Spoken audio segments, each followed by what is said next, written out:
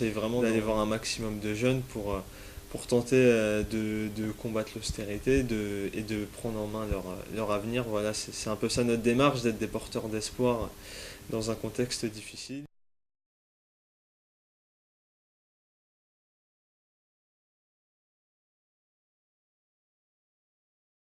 Euh, Ça se passe à Tunis, dans un des berceaux des révolutions arabes.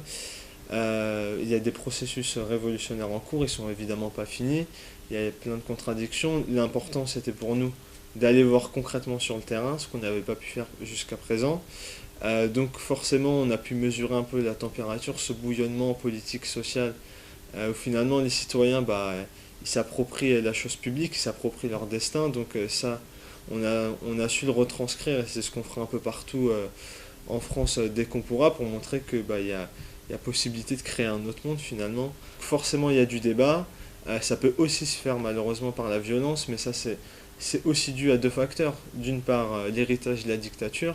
Faut pas oublier qu'une dictature c'est avant tout violent, et donc forcément cette violence-là, elle est présente.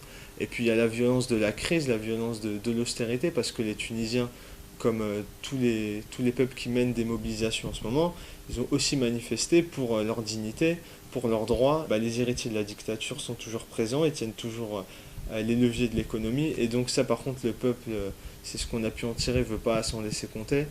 Et donc on sait que c'est un processus qui sera long, probablement peut-être à l'échelle d'une génération.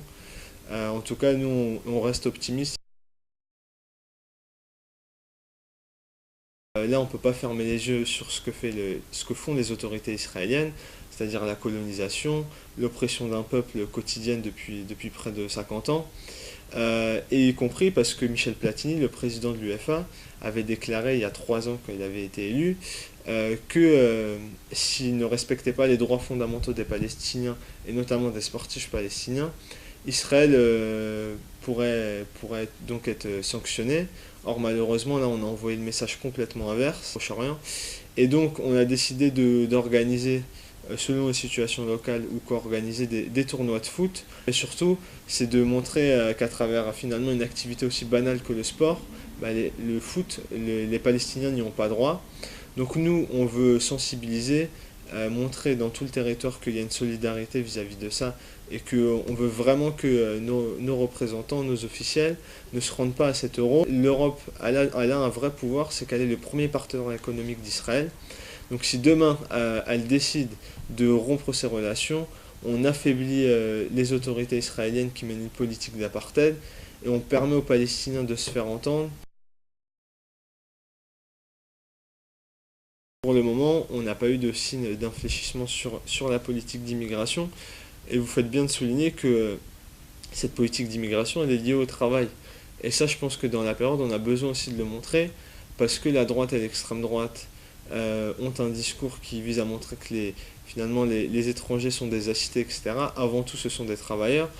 Il y a besoin d'un vrai infléchissement de la politique d'immigration. Et là, encore une fois, ça se fait au niveau national et au niveau européen. On a besoin d'arrêter la machine à expulsion, et pour l'instant, c'est pas le cas.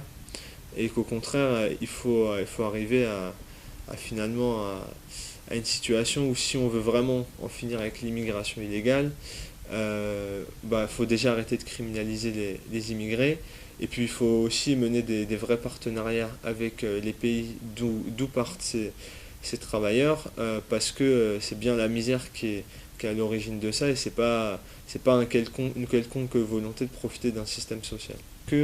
En ce moment, on est en train de condamner la jeunesse d'Europe du Sud, les Espagnols, les Portugais, les Grecs à immigrer, et donc ils émigreront sûrement chez nous, ou en Allemagne, ou dans des pays, en tout cas qui sont pour l'instant moins touchés par les mesures d'austérité. Mais ce qui est sûr, c'est qu'on on pourra plus le transcrire à un problème africain ou du tiers-monde. Ce sera pas vrai, parce il y a désormais des jeunes Européens qui émigrent pour trouver du travail et vivre dignement.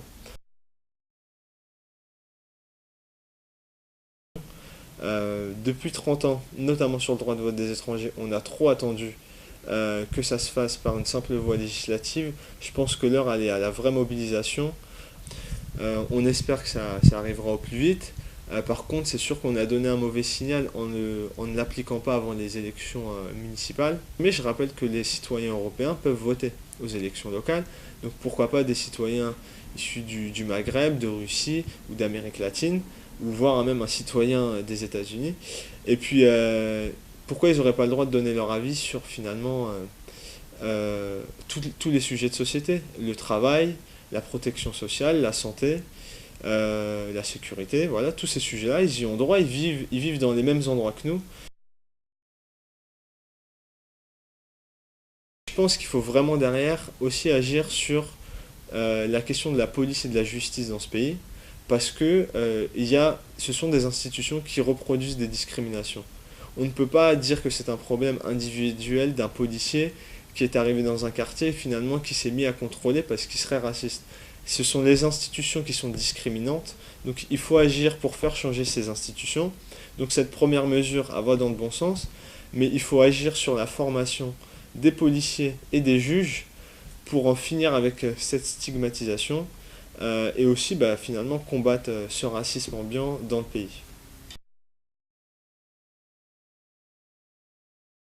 On sait qu'on dépasse allègrement les 5 millions, sans compter les non-inscrits. Et pour les jeunes, là, on a dépassé, depuis un peu plus d'un mois, les 25% de jeunes au chômage.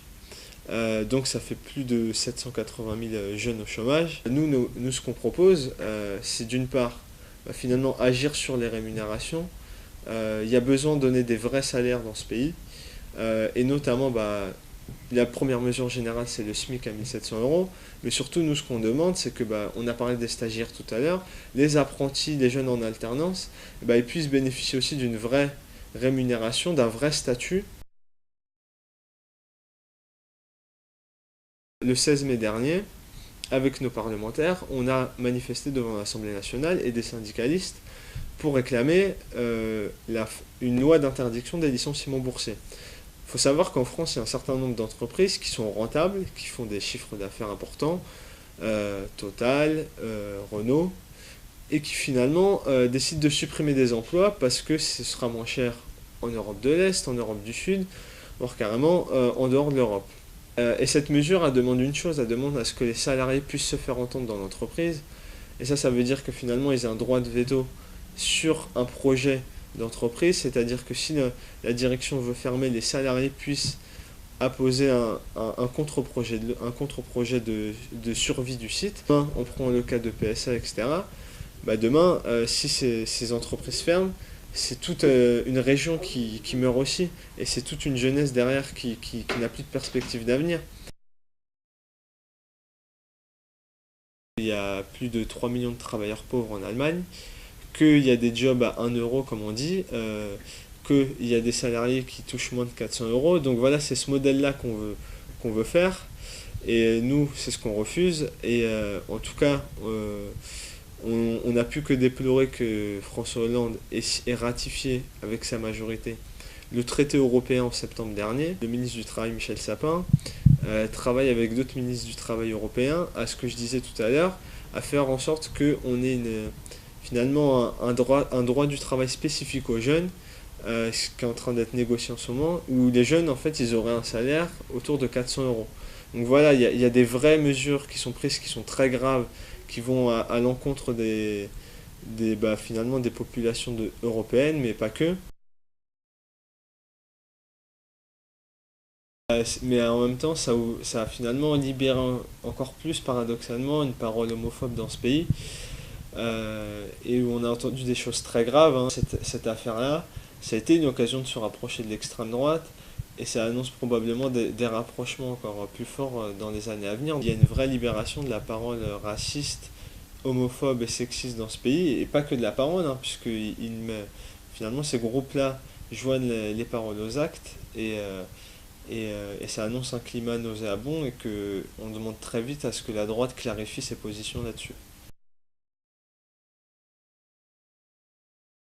Ce gouvernement-là, il a besoin d'avoir des positions claires là-dessus, parce que le climat islamophobe et raciste dans ce pays, il est toujours aussi fort, qu'il y a toujours cette volonté de faire des musulmans de ce pays des gens à part, et qu'encore une fois, Encore une fois, s'il y a un extrémisme qui existe, c'est bien dans ce climat-là de désespérance sociale, de repli, et c'est pas autre chose, quoi.